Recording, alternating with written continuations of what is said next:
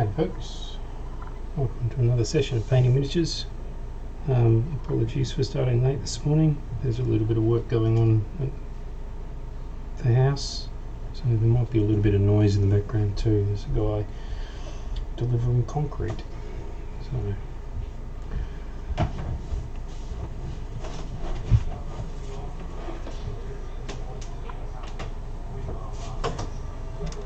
I'm also pretty dirty. Never mind. Here's what we got to at the end of last week. We finished these guys off. If you want to see good photos of it, go and have a look at the Dwarf Dungeoneers Kickstarter from Rail Path of Europe. Paul's posted an update to that. There's some pretty good close-in photos of them. So yeah, really happy with how they turned out. They're really good miniatures. They are, aren't they? Good morning, Matty. How are you? I'm alright. How about you? Not too bad. I'm about 15 wheelbarrow loads of concrete. I was going to say, you're looking pretty buff in your short sleeve shirt. Yeah, I am sweaty. Slab's finally been poured. It is, and the main slab's already into the structure, and so they're just doing the landing pad out the front of the main door at the moment. That's why they don't need 3 wheelbarrows, they only need 2. Nice. So I get a free pass. That and a mould. Well, and more to the point, I don't know what I'm doing, so I just get in the way. there you go. That's a better one.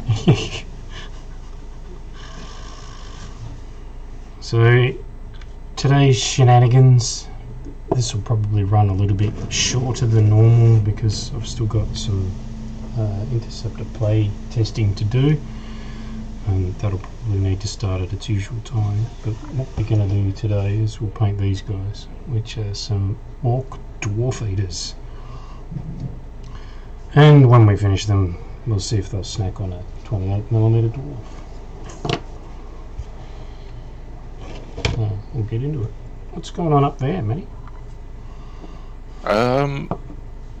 While you were shoveling concrete, I did my boots. Oh, there you go.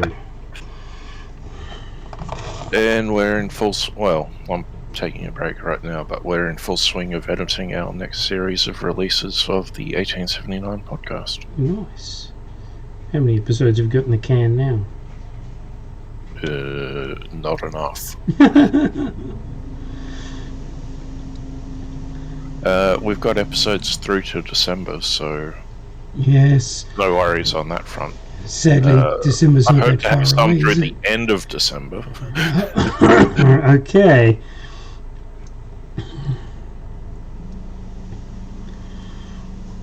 For anybody listening to this at some later point in time, it is the 6th of November, so December isn't very far away. True. Oh. How's your painting going? Okay, I guess. People don't seem to be that interested in my work in progress. But, you know, I like them. Yeah, so do I.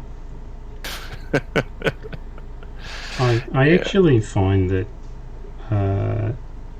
people don't respond to the whip photos the way they respond to the completed photos. Like I've posted That's really true, yeah.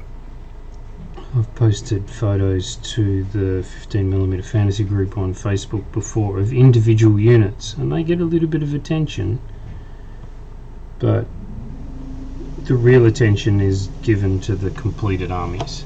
So, and the difference is an order of magnitude of the number of people that are willing to like and comment. So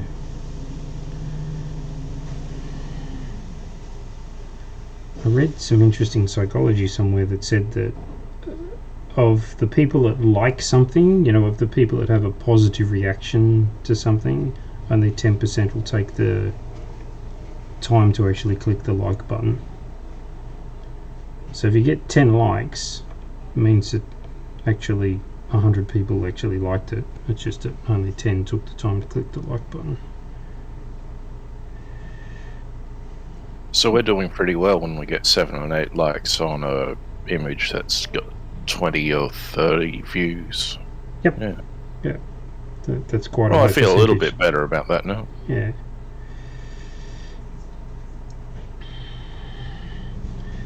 And the other thing is that you can't go chasing likes. Well, yeah. You just, I don't do that anyway. You know that. yeah. Just listen to the damn podcast. You know I don't go chasing likes. Yeah. Because if you did, you'd be playing D&D, and yeah, I'd be painting Games Workshop stuff. Yep.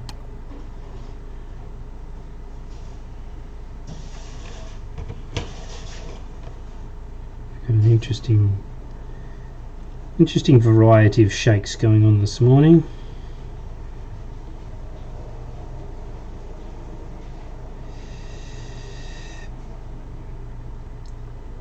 A rub down with Dankaruk might help. Yep. Sadly, I don't think that's going to happen while I'm live streaming. There are some crimes that just shouldn't be committed. Well, get the missus to come in, lift the shirt from behind, and away she goes. She's off camera, your back's off camera. We might get some priceless colour commentary and reactions. Especially when she mistakes the Denkarub for the deep heat. Ooh, yeah.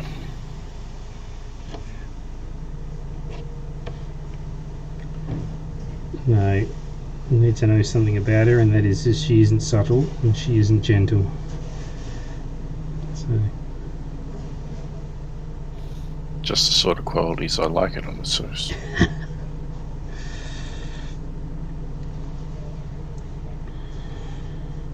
Oh, I desperately need some attention to my shoulders. yeah, right.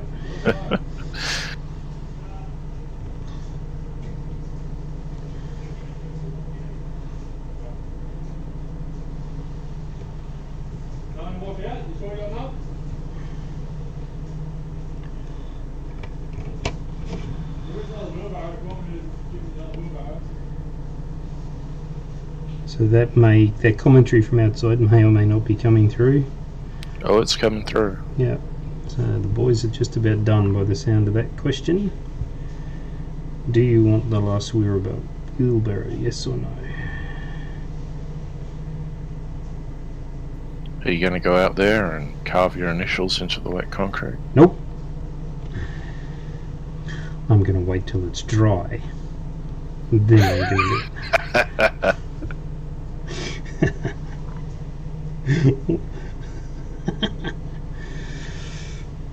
So, I can't start putting the interior in until it's inspected, so hopefully it'll get inspected first half of the week. Council inspector. Yeah, I think they are associated with the council. I think they are a subcontractor though. I don't think they're employed directly by the council. Yeah. Yeah, it'll be a business, but yeah, I believe so. What's really interesting is that because it's not a dwelling, they only care that it was put together properly. Really, when he turned up and did the first inspection, he was only interested in the footings were the right size, you know, as in the right sort of volumetric dimensions. And he didn't worry too much about anything else. You wouldn't have had much else if he was just measuring the footings, right? Or did you have the structure up at that point? No, it was just ground cleared, footings dug. Well, then he couldn't very well have checked anything else, could he? Oh, he didn't check dimensions off plan or anything like that. He didn't check dimensions from footings from assets or anything like that. He just looked at them and went, "Yep, they're a good size. See you later." It's a fairly good way to win $250 if you ask me. Yeah, it's a pretty good scam. Mm. My last apartment was a brand new apartment. The building had just been constructed. I was one of the first tenants in the entire building. So I know that every problem that the inspector missed was a building defect and not rectified by someone else. In that apartment, the one of the showers had hot and cold water taps reversed, which is a major no-no. Yeah. Which they're supposed to check. Mm-hmm. There are a bunch of mishanging doors, which which they're also supposed to check. They weren't hung correctly. Right. My favourite one, though, was one of the kitchen cabinet doors, where the inspector hung his mark to say that he'd actually inspected. Oh, really? Wasn't on its hinges at all.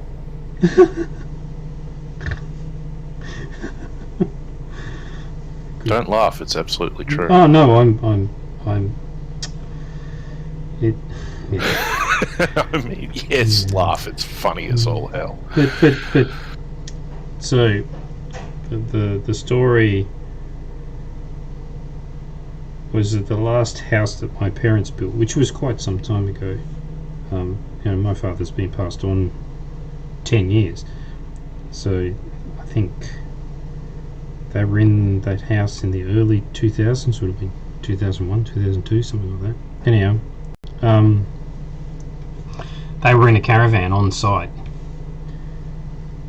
while the builder was building the dwelling, and by the end of it, they had no cordial relationship with the builder left whatsoever, because my father, being the man that he was, didn't let him get away with absolutely anything. Questioned everything, queried everything. So, as you've told it, your father was a man of his hands, wasn't he? Talented craftsman in his own right. Well, it's interesting. Yes, in the I guess the fruit didn't fall very far from the tree. He was a dabbler. He dabbled in everything, but he was a highly intelligent man, and he liked electronics, and he was good at electronics, and I didn't inherit that aspect of his ability, that's for sure, but he could do just about anything he put his mind to, competently, if not brilliantly, and this was the issue, was that he was walking into a building and he was looking at something going, I'm paying you, a professional, to do this professionally, and I could do this with my equipment significantly, to a significantly better standard, if not, quicker. But, the difference is that a builder that's making money out of building other people's houses is making the money out of it because he can do those jobs more quickly than other people can, and therefore, it's the value comes in the time saved, effectively. Like, I could probably build a house, but it would probably take me 10 years. Whereas a builder can do it in, 9 months, or however long it normally takes. 6 months, depending on whether it's rushed or whatever. But so this is the thing, these guys do the concreting today, and the reason they get paid to do the concreting today is because they can do it to a standard quickly.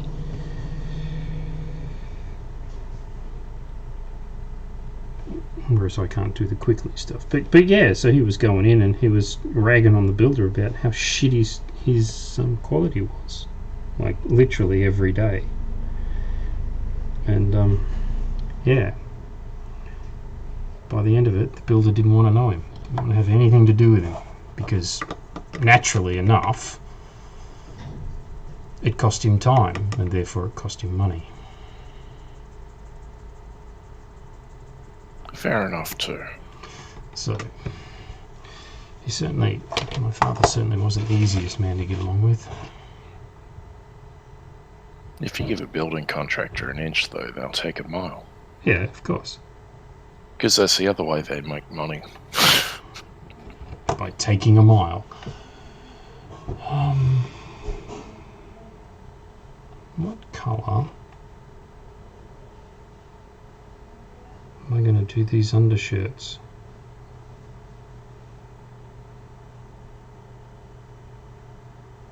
Flayed dwarf skin. Yeah, possibly. I was going to actually tint the armour red because they're like a special unit. So if the armour's tinted red,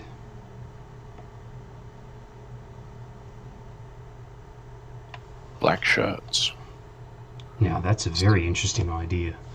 Red on black is rather menacing. It is. The concrete truck has gone, so there's no point in shaking a mordant earth, Dan. That doesn't work. Oh, and that's a null oil. You want one down, not one up.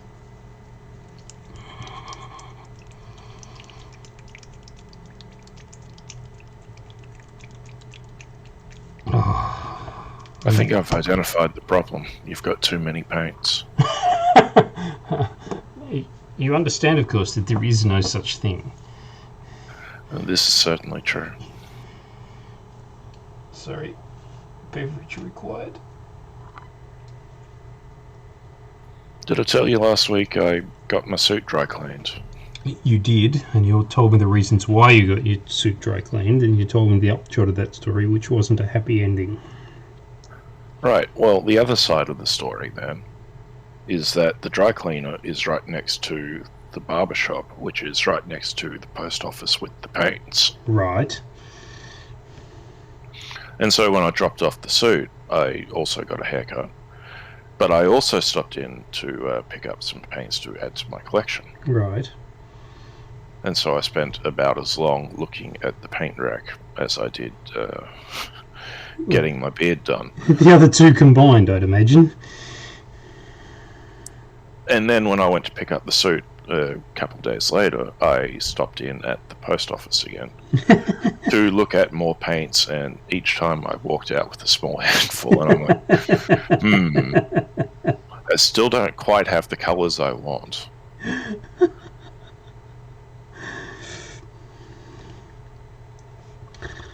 I shouldn't be laughing. It's a problem. Yeah, it is. It is a problem. Yeah. I've already spent next month's gaming budget. It's a problem. Yeah, I think I'm done buying stuff for this year. I don't think I can afford it.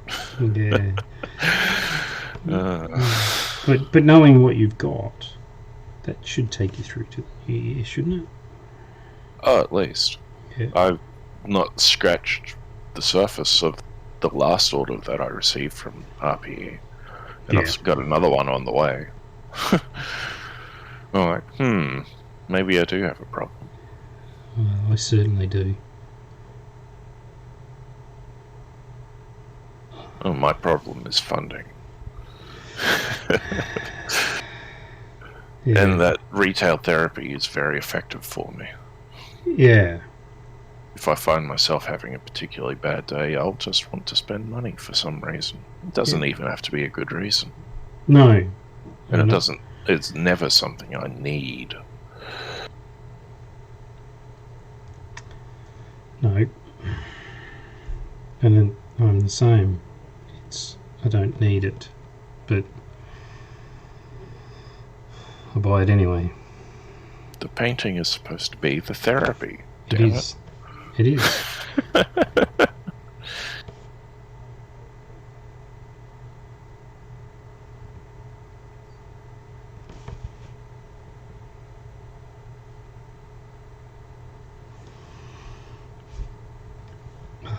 don't know how visible what I'm doing is. Can't really see it when you're off the bench. Yeah. But you gotta rest your hands where you rest your hands. It's a funny thing, I'm using that little finger for balance, and I couldn't believe how sore it is. Just in the knuckles from having been overstressed from lifting wheelbarrows full of concrete.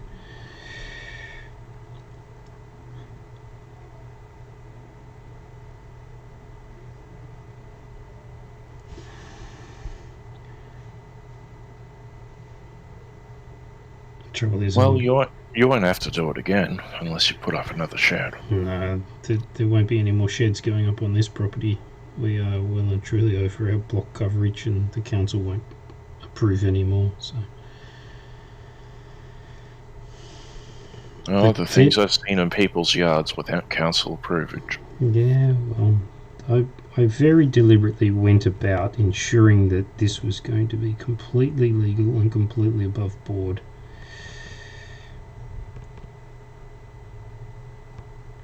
Yes, the various Melbourne area councils are awful scumbags who like making money off poor hapless people who go square inches over things.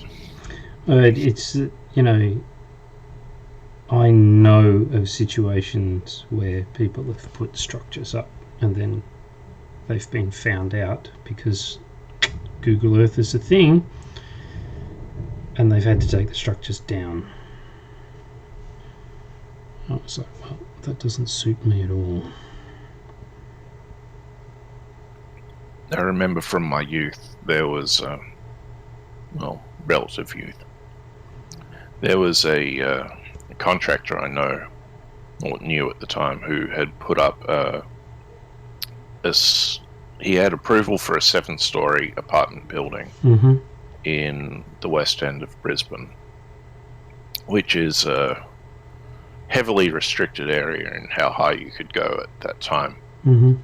Now, 7 being the absolute upper maximum that anyone would ever let you get away with ever. Right. So this clever contractor decided that he would go to 8. And no one would ever notice, no one would count the windows.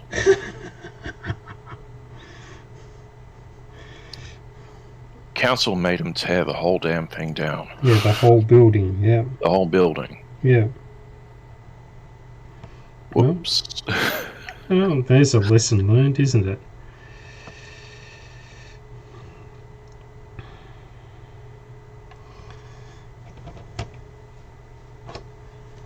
There's a lesson learned.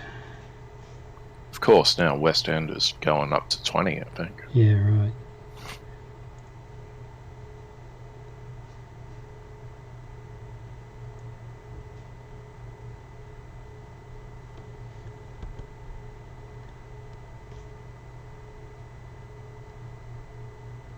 What part of Brisbane are you in? I'm in the western suburbs of Brisbane. Right. Which is southwest of the city centre. Okay.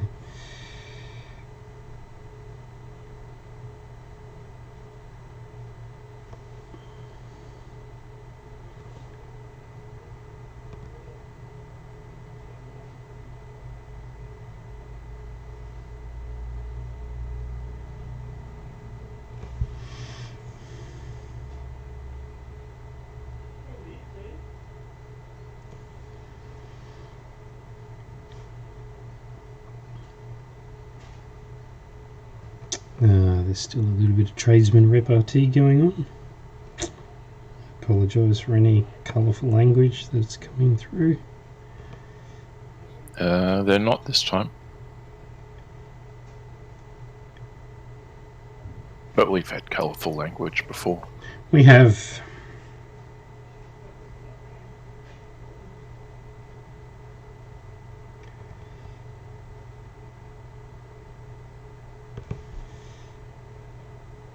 It could be worse. It could be sailor talk. Well, what's amusing is there's a couple of the guys out there before were swapping photos of their boats, so, you know, there may be a crossover.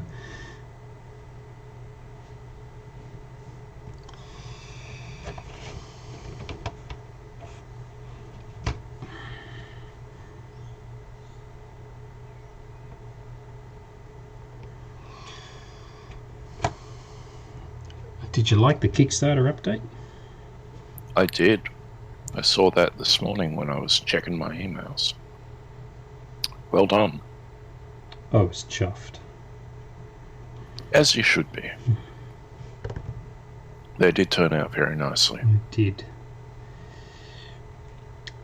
And I'd like to add, I think my photography setup now does it all justice.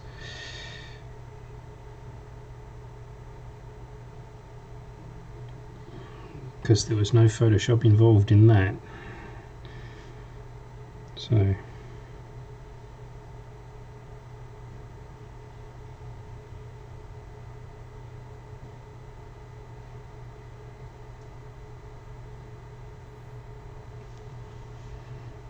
for anyone who's watching on Twitch in the next, I guess, couple of days, there's a link to it, to the Kickstarter. Jump on in. It's fully funded and closing in on a second stretch goal.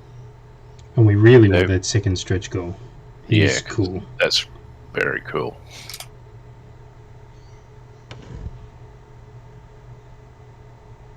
£324 away. So that's like 3 or 4 orders. Yep. I've only picked up 2 or 3 backers in the last couple of days, so hoping there'll be a run towards the end of it. And enough of a run. I do hope so. That it'll cope with some of the people that inevitably drop out in the sort of the final stages.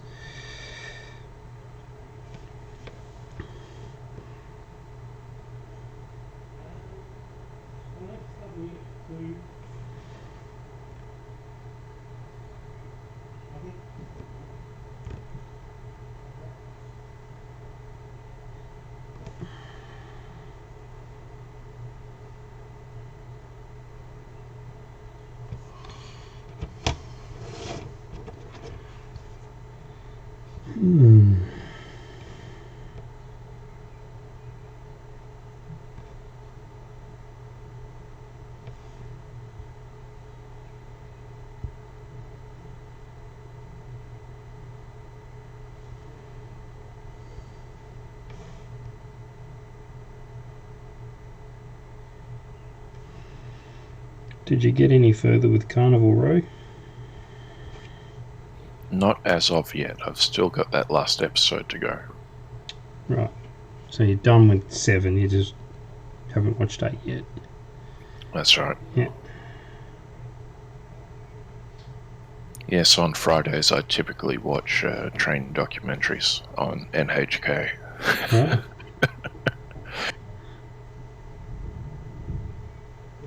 It's one of the few things I do watch on the Foxtel box that's sitting not that far away from me. Right.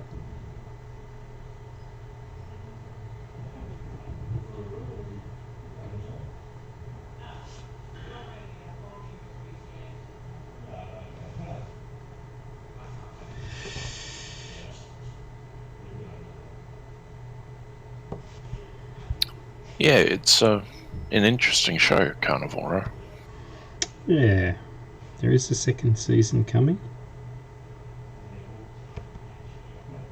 Yeah, I'm not entirely sure whether it's finished filming or they got delayed and disrupted some. Yeah. There's another Caesar of Witcher coming too. Well, I never got in on that. I'm not a huge fan of The Witcher.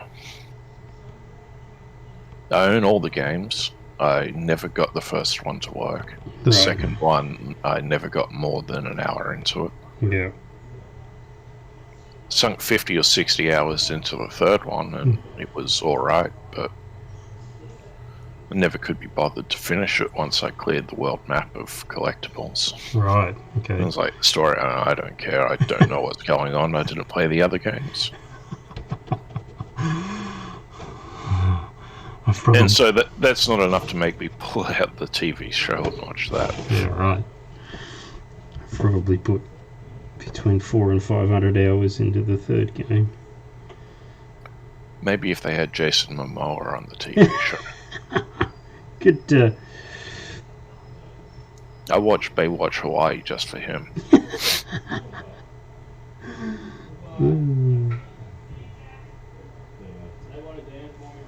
Hi, Don.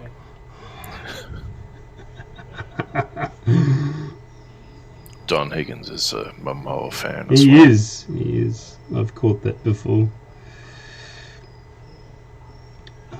Shout out to Don for being able to stretch to get us some artwork ready for today's playtest. Thanks, Don. Really appreciate that.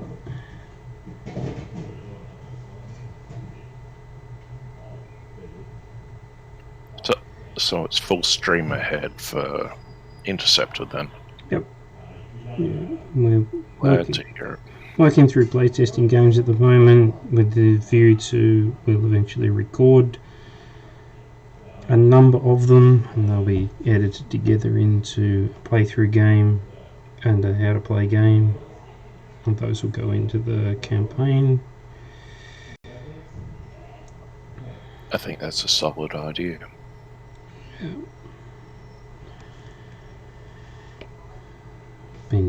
Maybe also do one on the fluff. Yeah, that's a reasonable idea too. Table that one at the next meeting. Well, the reason I mention it is I had some other feedback on the podcast, Right. and the 1879 game in particular, Right. from a person who has absolutely no idea what the hell is going on. Right. They're not a gamer, they've never read the books, they've never heard of Faster Corporation or Battletech or Right. 1879 or anything, and they're not interested in tabletop gaming at all whatsoever. They're just listening to the podcast for the story. Right. But she's got no idea. And there's a lot of contextual information that you kind of need.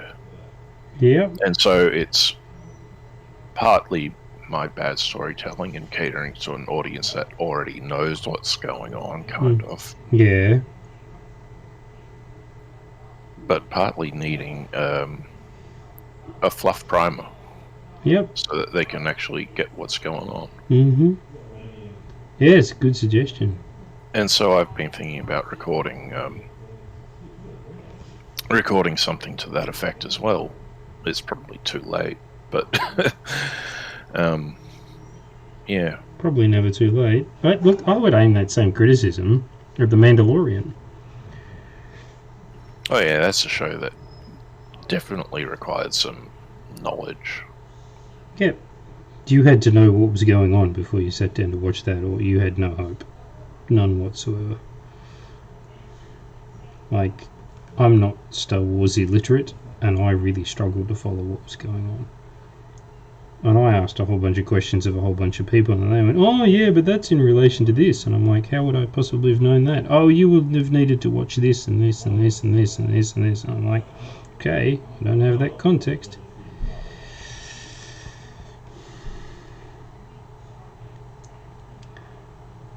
But that's Star Wars, and people actually have gone out there and watched all of that. Yeah, that's right. Except me, I haven't. I used to consider myself a reasonably consistent Star Wars fan, and I find in the latter days that no longer is true.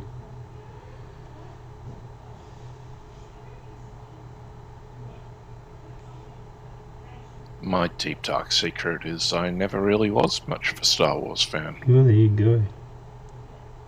Star Trek ruled the roost in my family growing up. My parents are both Trekkies. And There you go. yeah. Well, I watched all of Star Trek as a kid.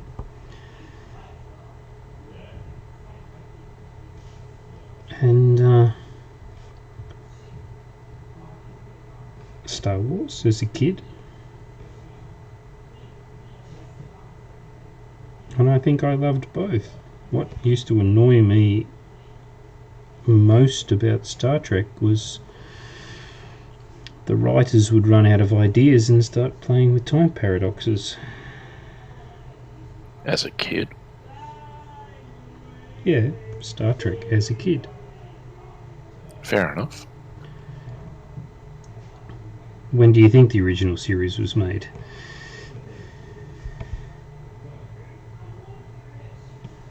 No, I meant you're being baffled as to the time paradoxes as a no, kid. they didn't. See, they didn't do that in the original series. You know, the Shatner and Nimoy stuff. They didn't play with them in those. It was Next Gen where they just went, "Oh, we've run out of ideas. Let's have a time paradox episode." Oh, yeah, okay. Yeah. Zap. See, I didn't actually watch Next Gen until my 20s. Right. I wasn't much of a I was not much of a Next Gen fan. I saw the high points of it, but my big Star Trek love as a kid was Deep Space Nine. That started coming out when I had just turned 8. Okay. And it was still being shown on TV in prime time, and then it was being shown on TV at 11 o'clock at night. Right. On Tuesday, and that's what I watched. As an 8-year-old? As an 8-year-old. 11 o'clock at night? 11. Oh, VHS, you know. Oh, okay. And then Voyager followed. Yeah. And my whole family loved Voyager. And so we would get the tapes off the local video library, and that was school holidays. Okay. And I've neither watched Voyager nor Deep Space Nine at all. Deep Space Nine is worth attention. Because Next Gen just left me cold, so I just didn't bother. Yeah, maybe give Voyager a miss. I mean, it is what it is, but it's Deep Space Nine is worthy of attention. It doesn't tell the same sorts of stories necessarily. Right. Here's a question, did you watch Babylon 5? Not until I was 35. Right. And I always regret it because ever since it came out, people were telling me, oh, you got to see the show, you got to see the show. Yeah, I'll get to it eventually. Mm-hmm. My grade 9 English teacher, loved the show and would talk about it half the time. Right. I never did see it until I turned 35. And I'm like, holy shit. Why did I miss out on this? If you like Babylon 5, you'll like Deep Space Nine. Alright, there you go. So, are you aware that there's a Babylon 5 reboot coming? I did hear something about that. Right, and that it is actually going to be written by J. Michael Straczynski. I did see that too, and people were excited for that. Yeah. I was even more excited by the fact that he went, no, we're not going to do this again. We're going to create a whole new set of stories and a whole new set of characters and a whole new set of problems. Yeah, he basically said the world has moved on. We told one story, now we're going to tell another one. And there'll be, I think he said there'll be aspects of familiarity and there'll be aspects that aren't familiar. But it's nice that they aren't just going to get new actors and tell the same stories again. I think that's good.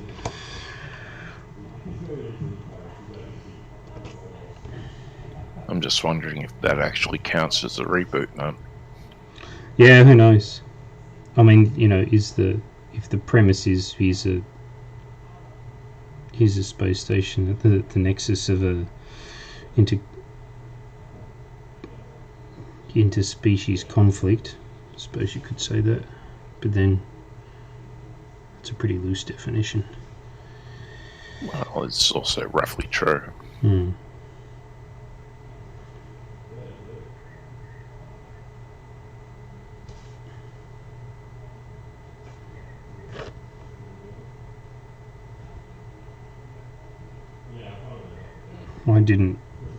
I never had much truck with season 5 though. I don't think anyone did. Because the story had already been told. Oh yeah, you have your grand overall finale at the end of season 4. Yeah. And then do a season 5 and like, okay. The reason, there's a lot of reasons for that. The one that I was told at the time was that they weren't going to get funded for season 5. And so they decided that they'd wrap the story up and then lighten the piece because it was so popular that the network came back and said, yes, you can have season 5. And they went, oh shit, what do we do now? Yeah, that's the story I heard too.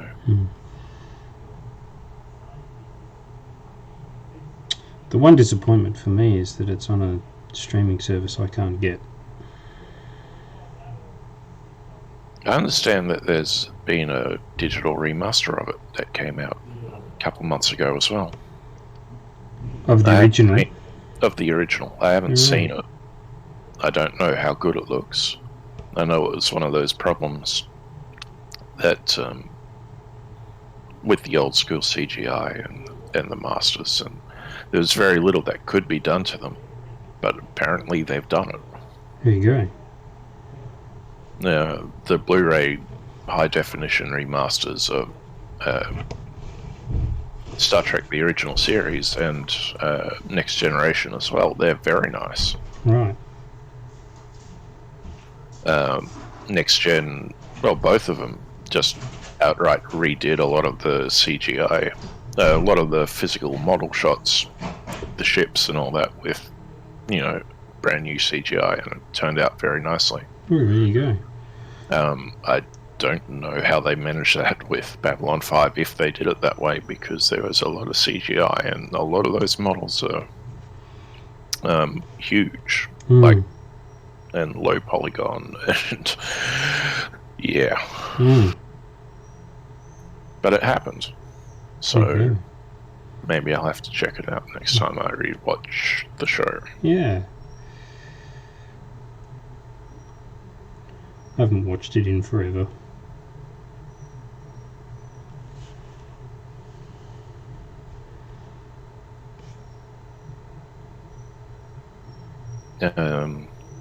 I was rewatching it earlier this year.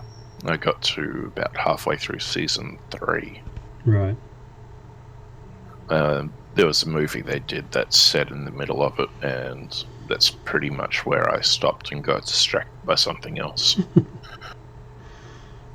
Because apparently I have the patience to watch 4 or 5 episodes in a row of a 50-minute TV show, but not the patience to sit through a 90-minute movie. Right. It's strange how that works. It's weird. I don't know.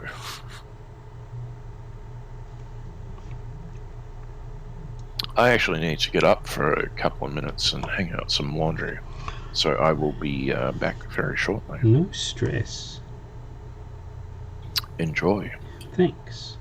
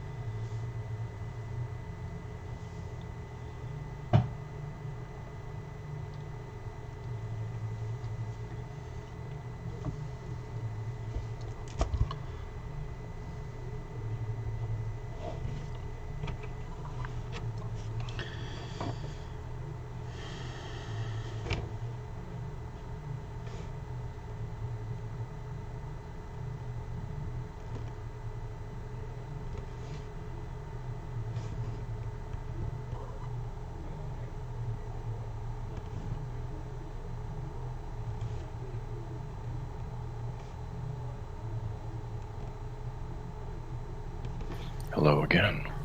So that didn't take very long. Well, you're quick when you see that rain is threatening. Right.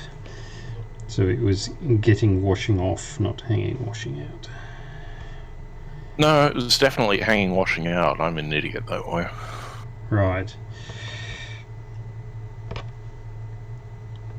Bureau of Meteorology promised a 40% chance of 0 to 3 millimeters. I'm not concerned. It's Queensland. It's hot. Okay. Although it is overcast and pleasantly cool for 8 in the morning.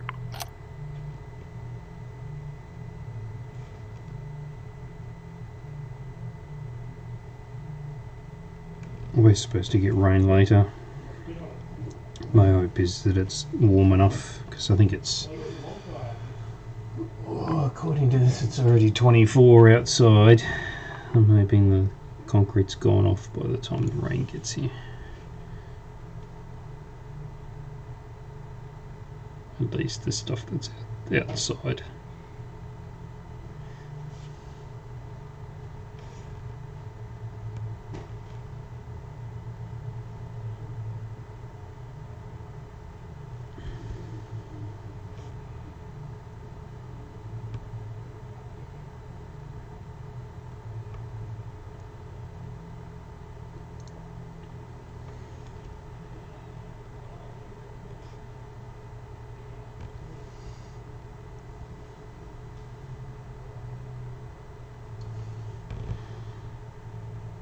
It's a very shiny silver.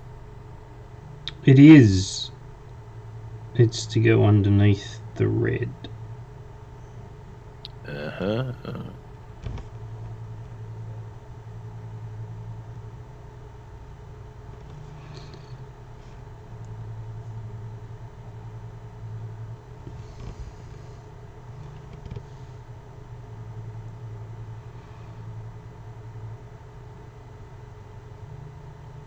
It's actually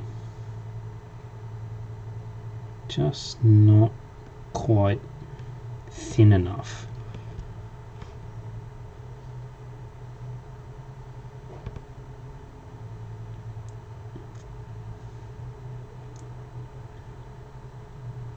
It's sitting on the surface and not running into the texture the way I'd like it to.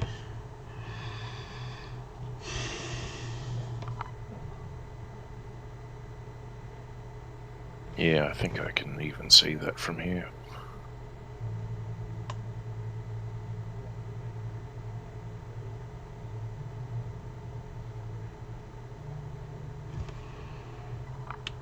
So what I'm going to do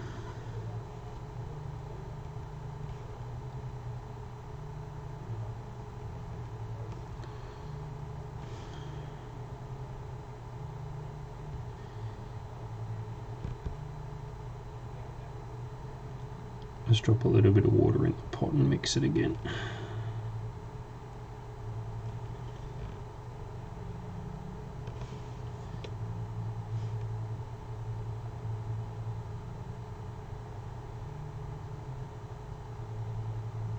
See, it's not flowing. Yeah. You've got to drag it.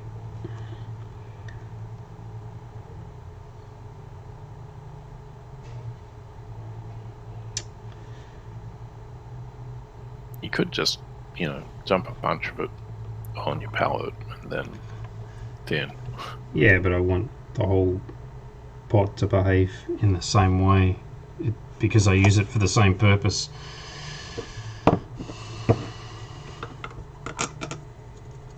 Then get a bottle of flow improver and squirt it in. And mix. You don't... Yeah, the flow improver you don't need a lot of. So you give it that a squirt of water. That was probably too much.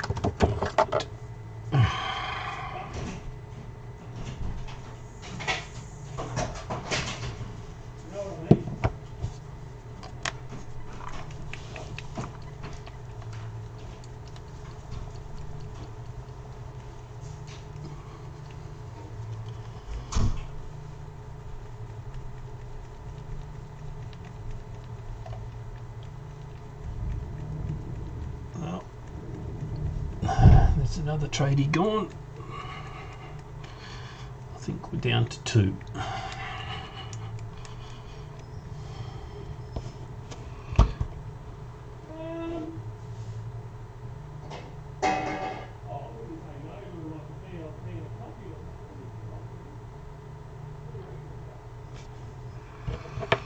That seems to be flowing a bit better out of the pot lid, so let's give it a go. Yeah, it's better.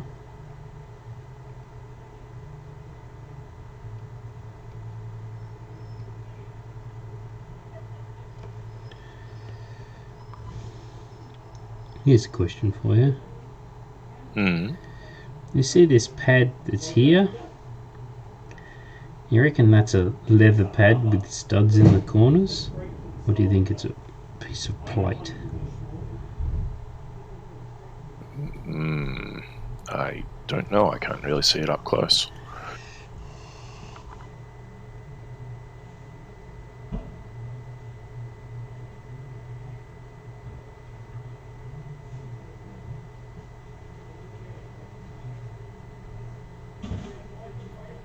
I think that's a metal plate. Right.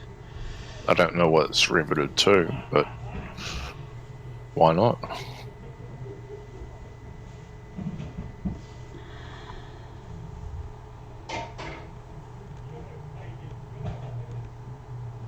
It's a bit too regular shaped for leather, I think.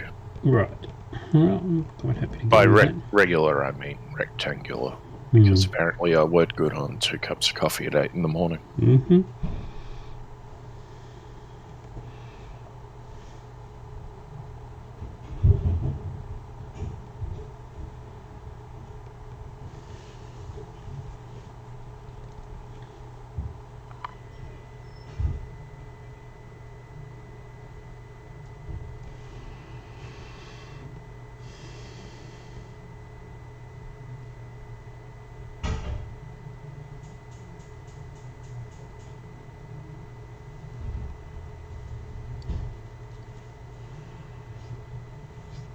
I think this is definitely plate.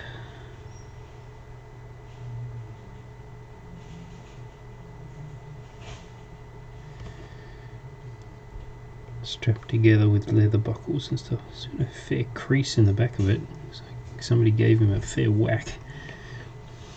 Probably one of those dwarves he was trying to eat. That's probably where it got the plate from. Yeah. That explains the gaps. It's probably too small.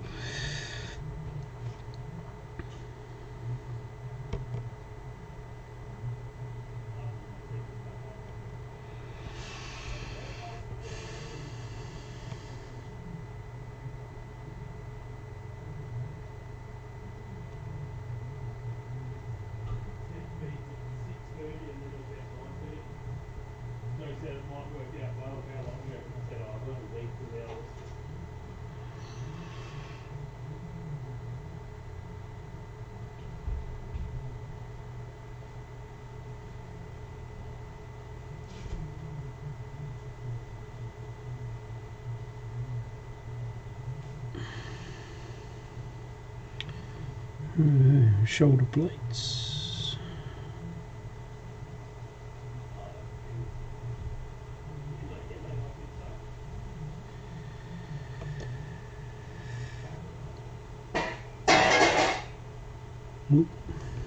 Tools. Clatter, clatter, bang. Tools being chucked.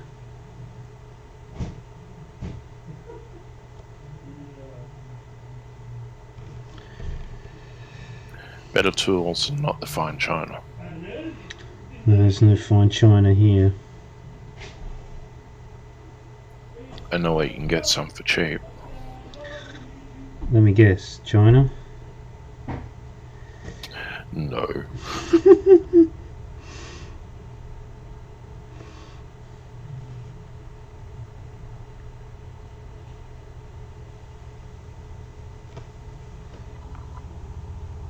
No, if it came from China nowadays, it'd probably be broken by the time it came out of the shipping container 6 months later. Possibly. That whole shipping thing is just a complete fiasco. and it's only going to get worse. Yeah, in the short term, I agree with you. What's really interesting though is that in around about, I can't remember exactly when, it was the very early years of the 2000s, so again somewhere between, I don't know, 2001, 2003, something like that. From memory, the Union Pacific Railroad in the US merged with Southern Pacific, or absorbed Southern Pacific. And within 6 months they'd had a complete meltdown. The entire system had collapsed. They had, trains parked in sidings all over the place, gridlock in marshalling and sorting yards and all sorts of stuff. Like, it was, the traffic system was paralysed for a couple of weeks while they sorted it out. And it was a big deal. It was, well, it was international news because I know about it.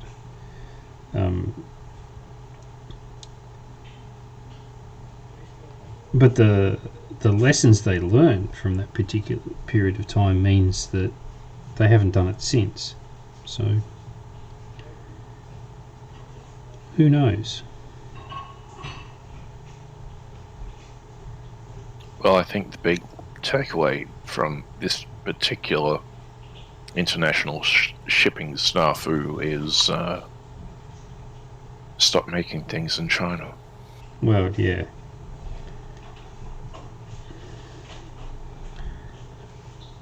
I think there'll be some fair changes in logistical chains.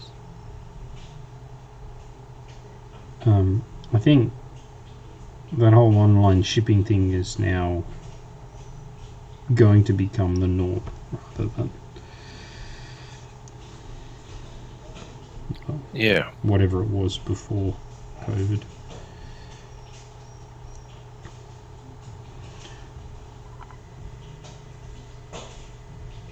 One of the tech giants is trialing a drone delivery service up here.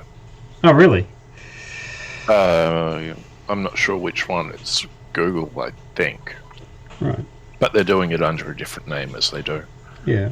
And they're flying delivery drones all over Logan City, which is an interesting choice of location. But yeah, that's been going on for about a month and a half now. Okay. How many of them have been shot down? Well, it's Logan, so everyone's got sticks instead. Maybe that's why they just started there. Well, Logan is generally a lower socio-economical demographic. Right. They have massive council rates, though. Interesting. My sister bought a house in Logan, and her rates are 3 times higher than what they are in Brisbane City. That's nuts.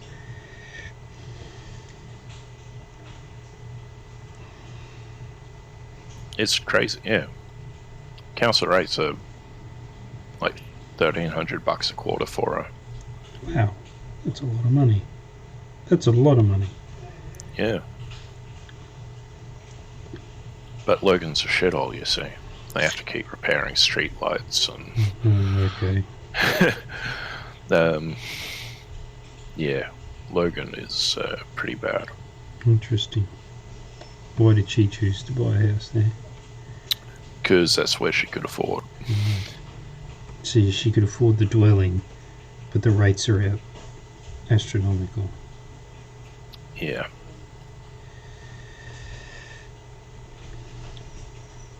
She wanted to have a yard. Yeah. And houses with yards in Brisbane are a bit out of everyone's price range. Yeah.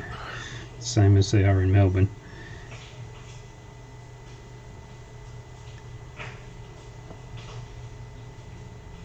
Yeah. $600,000 doesn't go too far in the housing market anymore, unfortunately. Well, the guy that's doing the concreting is my partner's youngest son. He's a builder. He's a master builder.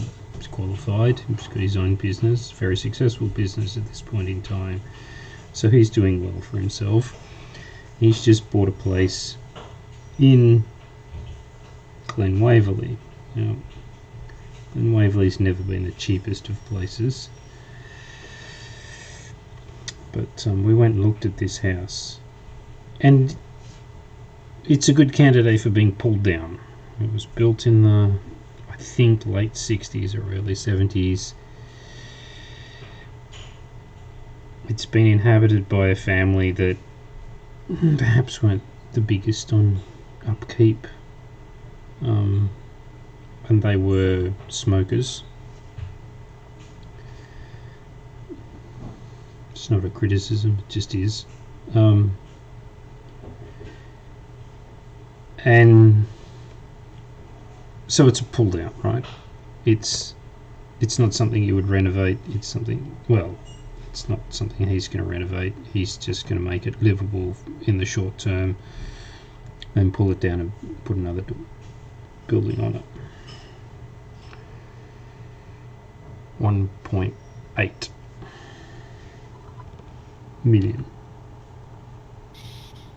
Yeah, it's yeah. And it's property prices in this country are stupid. Yeah. How much land?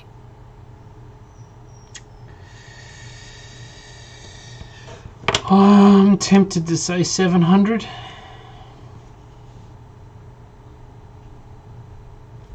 On a hill? On a hill?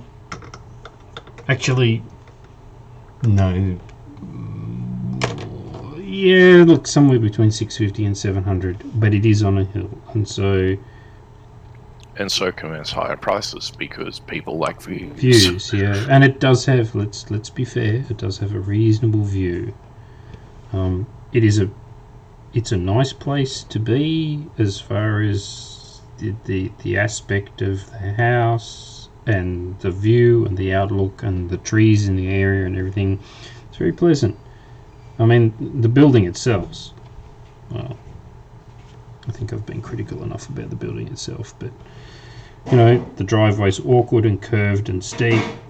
The garage is barely tall enough to get a family height car in. Like, you wouldn't get a soft roader in it. You certainly wouldn't get a four-wheel drive or a ute, like a trader ute in it.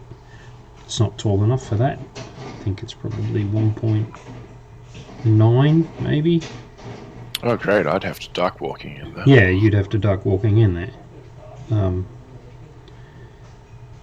Those are all signs of opulence and extravagance, you know. What's that? The curvy driveway and the low garage. No, it's a sign of the fact that it's stuck into the side of a hill. But you know, and so the bottom, the garden out the front is split quite considerably on a level from the garden out the back. There's probably in the order of 4 to 5 meters height difference between the two. You know, it would have been an awkward block to build on, and it would have been expensive for footings and stuff like that. And what was really interesting to me was that the water coming down through the land exits in. There's a tiny little basement in the place at the back of the garage, like it's a separate sort of a room off the garage, and there's water weeping through it and running across the floor. So, you know, there are issues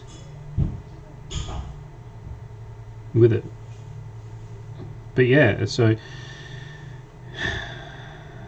was it 1.8? Might have only been 1.7 only, in quotes. Only. So I think he's thrown 10 or 15 at it to make it livable for the short term. And again, because he's in the industry, he gets stuff at trade, or trades off favours with mates and stuff like that, so he can do that kind of work quite cheaply. So I think he's pulled all the carpets up and sanded the floors and retiled and regrouted a few bits and pieces and stuff like that. I'm not 100% sure of the work that he's done anyhow. They'll live in it for him and his girlfriend will live in it for a little while. I think they're also planning on going north for 12 months or something, so he'll rent it out for the period that they're away, and then when he gets back he'll knock it down and put another house on it. So he's going to throw another, let's for argument's sake say $300,000 or $400,000 worth of building and labour and costs and materials and all that kind of stuff at it, and then they'll sell it again and he'll probably get 3 for it, because it'll be a brand new dwelling, it'll be a modern dwelling, it'll be turnkey, nothing to do, opulent, blah blah blah, and somebody will just stump up the cash and say yep. And he'll just keep doing that. More power to him if he can manage it. He's certainly got a remarkable work ethic. Works very hard, works probably 6.5 or 6 3/4 days a week. He's, when he lets his hair down, let's face it. But he's earned it. He bloody works for it, that's for sure.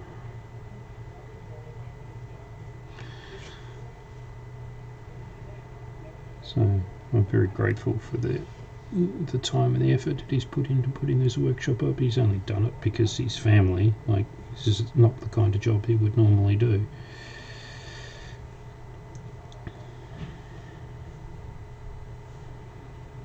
We're sort of in that conundrum, really, of whether you ask him to do it or not. And if you don't ask him, is he going to get offended because you didn't ask him? And if you do ask him, is he going to get offended because it's not normally what he does? It's bloody that whole family thing. Anyhow, he loves his mum. He does.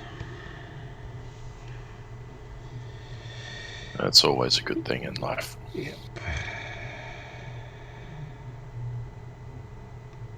But I have to say, and this is no reflection on him or anybody else, probably just a reflection of me, I cannot wait to get to the point where they will just bugger off and I can work on it in my way, at my leisure, at my pace. I think that's pretty fair too. It's been a long time coming. Damn it's right. Almost here. The anticipation is building. It's that taste on the tip of your tongue.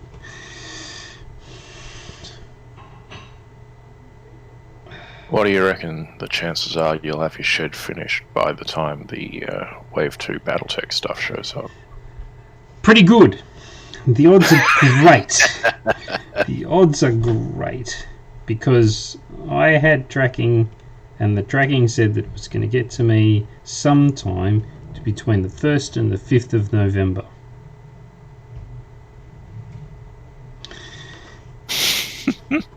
and I should add to this comment that it was in Victoria on its way to the sorting centre that is the last stop before it comes to me on the 26th of October. Wow. So it is somewhere between that last sorting centre and here, and has been for more than a week.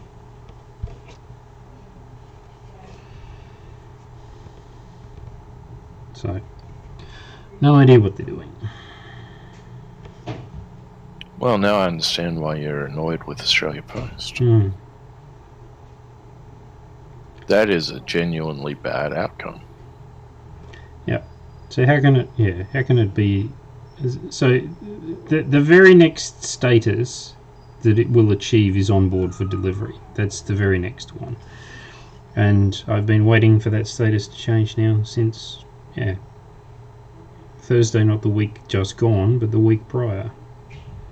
Thinking, oh yeah, it'll be today. Nope.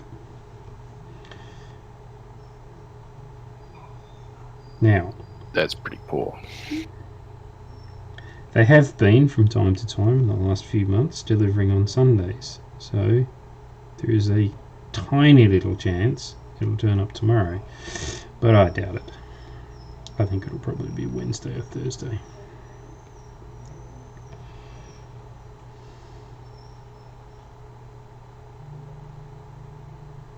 So, Well, yeah. who knows? Yeah, who knows?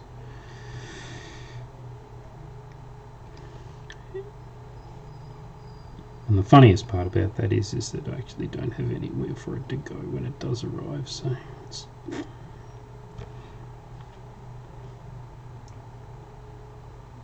I'm out of room.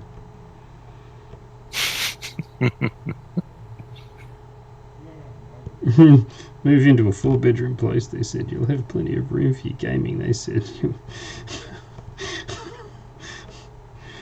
Whoops.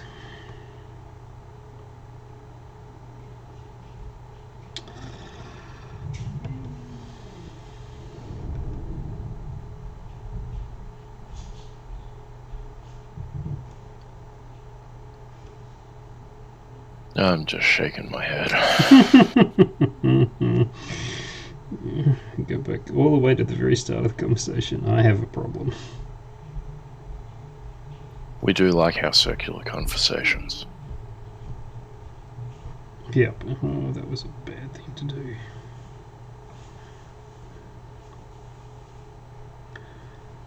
Done that, done that, done that, done that, done that, done that, done those.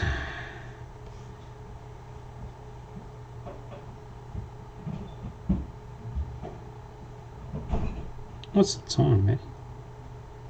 It is 9:44 a.m. for you. 9:44 a.m. Daylight savings. Making me do math this early in the morning. I know. Good thing I like you. Yeah. It's the only reason you're still here. It's that ugly weekend when the faster guys come off summertime. Oh God, is it? Yep. Oh hell, I need to calculate out tomorrow then. Yep.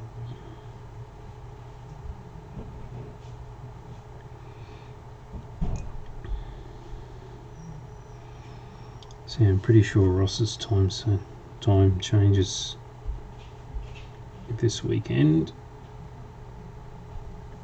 relative to us again.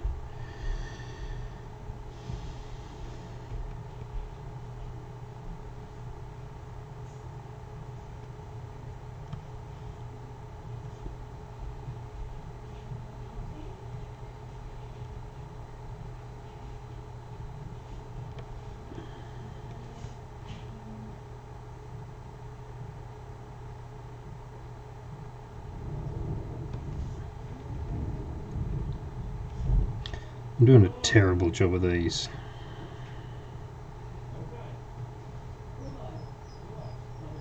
The shakes.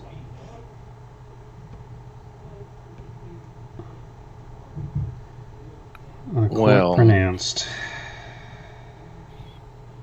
You can always strip them back to bare if you want. There, I can. I think I'll go the touch-up route, but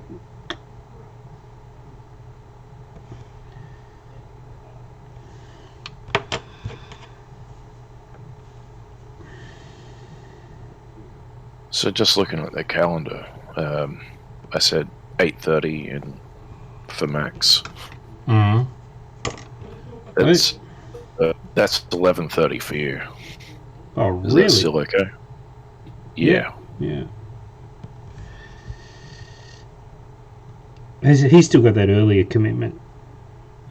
Yeah, he does. Yeah. I mean, I'd prefer to skew it earlier if I could. Yeah. Well, I mean, it is what it is. I'll probably have to finish sort of, 3:30 or something like that. So. Oh, if we're running that late, then we're in trouble. I don't have that much material. Right. Well, the last one we did play, we did get through successfully, albeit sort of I had to hop in and out. I mean, that was a 4-hour session, so I mean, those guys begged off because it was early in the morning. So, I figure if he's starting at 8:30, we're going to be done by his midnight because. Yeah, I don't want to run like a 4-hour game. No. I don't really want to run a 4-hour game. I mean, I'd be happy at 2.5, 3, right, depending on how much screwing around we do. 3 is a comfortable session, comfortable playing session for me. Yeah, I tend to get a little bit ideas bankrupt after that. Yeah. I will talk to my partner tonight because if she wants to go for her weekly walk with a girlfriend, I can organise it so that she's back by 11:30. Then I don't have the issues that I had last time. Well, I just hope everyone shows up. Yeah. A little bit more tradie repartee going on. Not playing fetch with the dogs. I hope not. There's some brand new concrete out there that I'd rather not put in peril.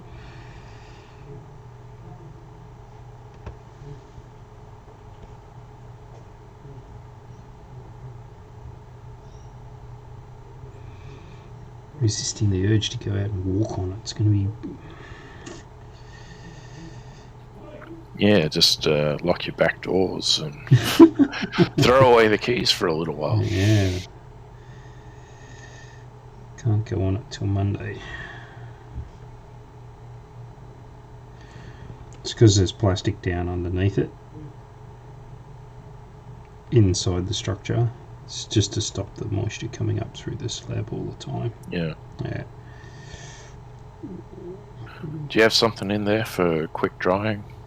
Like? Oh, there are various concrete additives you can get to No idea. retard or... Yeah. or... I don't know what Those are always ordered. good fun. Yeah. I actually think he had a very bad experience with a mix that was set up to dry too quickly. So I think he was fairly conservative on what he ordered.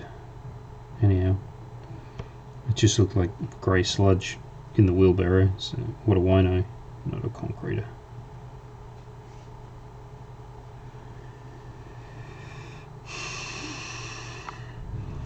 So it's really going to be really interesting because the floor inside the structure is on plastic, so it'll be drying at a rate where the water's got to come up, it can't go down, and the stuff that's outside, the water will leach into the ground. So those two sections of concrete are going to dry at quite different rates. Yep. There'll be a separation line at the door, so when it inevitably cracks, it'll crack in a predictable location, hopefully. Yeah.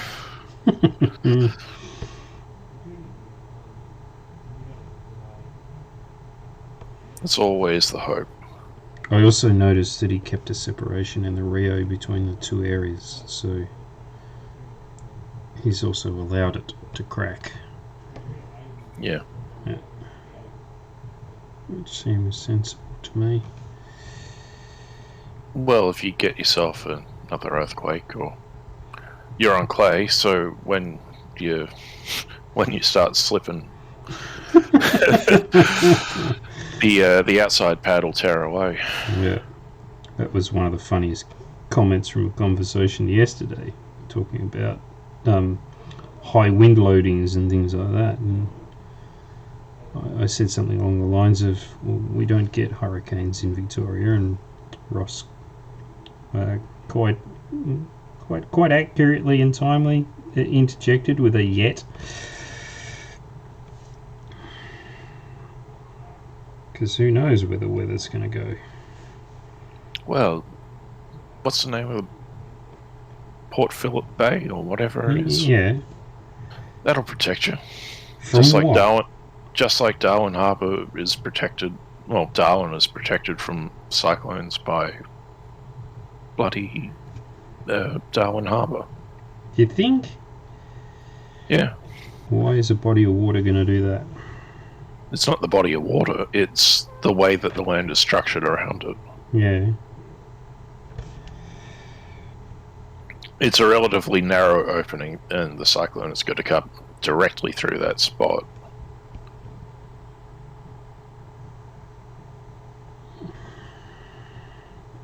I mean, Darwin generally doesn't get cyclones at all. Tracy was unique in that it came right through Darwin Harbour, right over the water, and made landfall in the middle of the city instead of running over the north or the west or even the east. Yeah.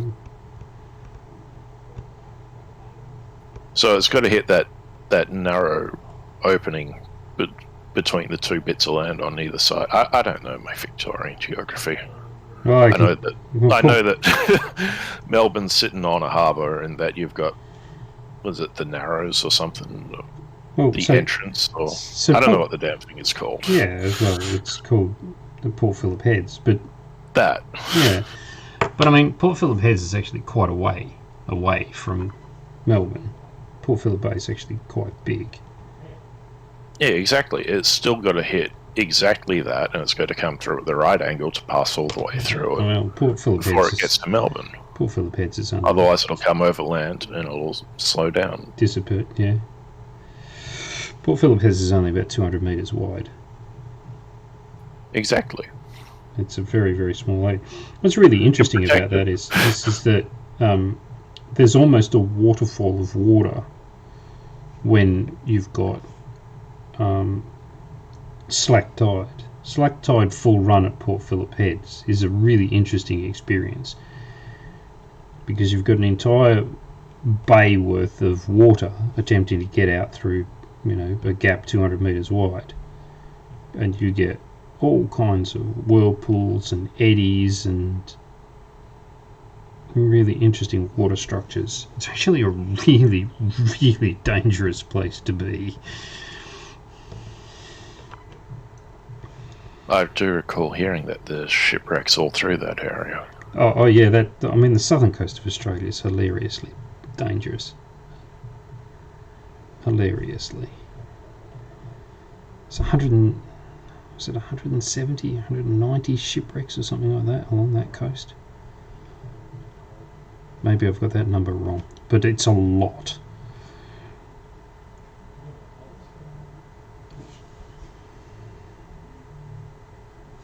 Talking about Bass Strait being one of the 10 most dangerous waterways in the world because it's like really, really quite shallow, and you've got Southern Ocean coming up into it from one end and the Pacific Ocean coming into it from the other, or I can't think of the name of it, Tasman Sea, sorry. And like every other shallow body of water, the waves stand up, so they become really steep, really nasty. Like the North Sea. This is why the North Sea is so damn dangerous, is because it's so damn shallow. Anyhow. definitely educational today. I've sailed the yacht down Bass Strait, down to Wilson's Promontory.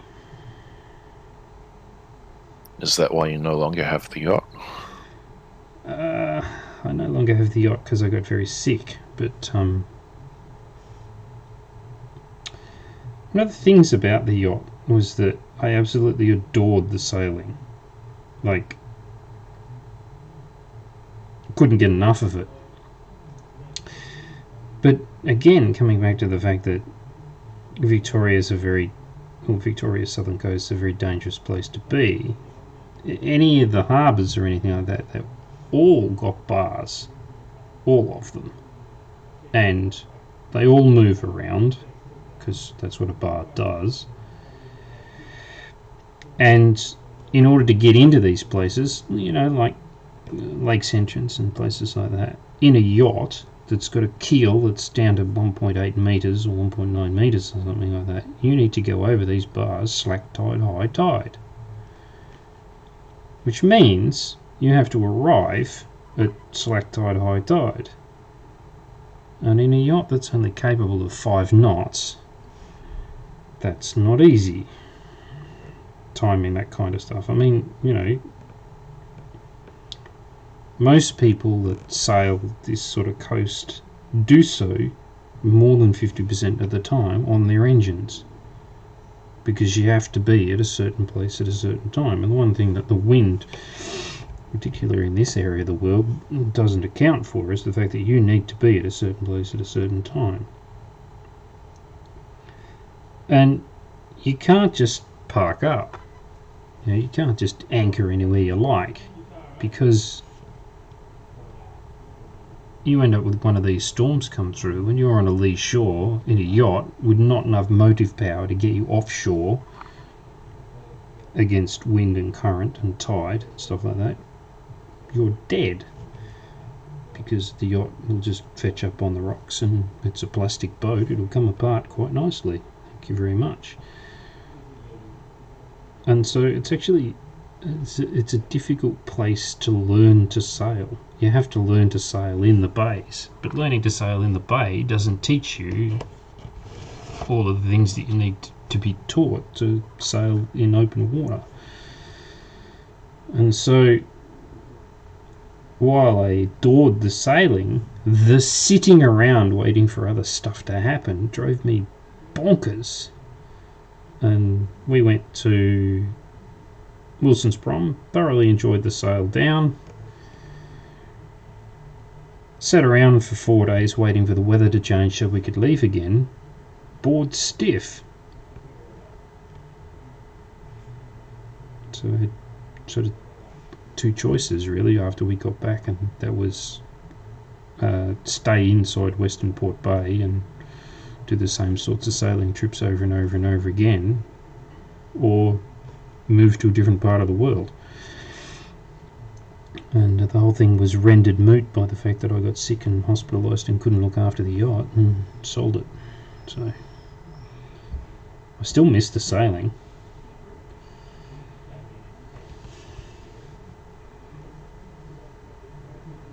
But not the sitting around bored stiff. I don't miss that at all. Fair enough. Like, yeah, I don't know if you've heard of Lakes Entrance, but the bar at Lakes Entrance is notorious. I can imagine it would be with a name like Lakes Entrance. Yeah, well, you've got a whole bunch of inland lakes, and there's an exit for the lake structures out to the open ocean. That bar moves around all the time, and even the big commercial fishing vessels that are based in Lakes Entrance, they have difficulty at times coming across that bar because of the weather. So it's like, if you've got a 10 or 11 or 12,000 ton fishing trawl that's having trouble getting into a harbour because of the bar and the weather and all that kind of stuff, a 5-ton yacht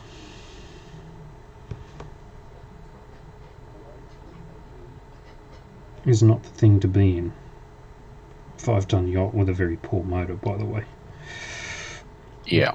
Little 2-cylinder marine diesel, which was capable, I think, of pushing the boat at, I think, 3.5 knots. I think we could make 3.5 knots under motor. Well, we've just been joined by a gentleman who knows about marine diesels. Yes, indeed. Better late than never, right? Oh, you're not late. I'm not finished. And I did start late. Very late.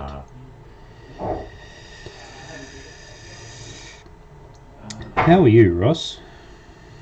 Well, it was 47 stops on today's excursion, so 47!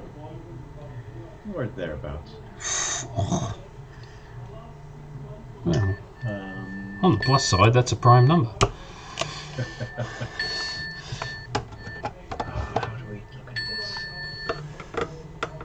It's definitely top of the hour. Yep. 4 bells and all's well. 4 bells and all's well. Plus, we got the. We still didn't change that. The latest renders from our Oh, okay. guy in Poland. I have to take a look at those.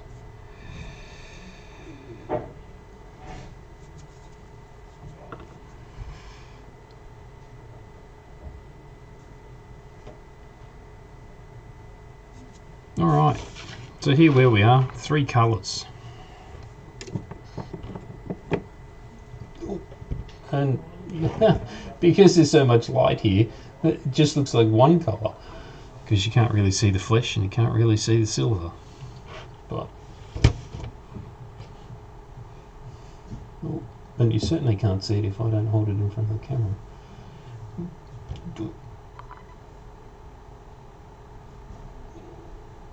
So yeah, we'll tint the armour red and put some leather on them and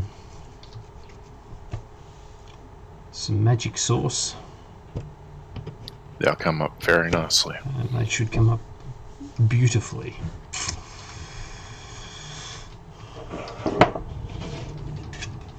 So we'll probably call the live stream there. If you two guys want to stay on the Discord line, I'll just wrap up the video proceedings. Alrighty.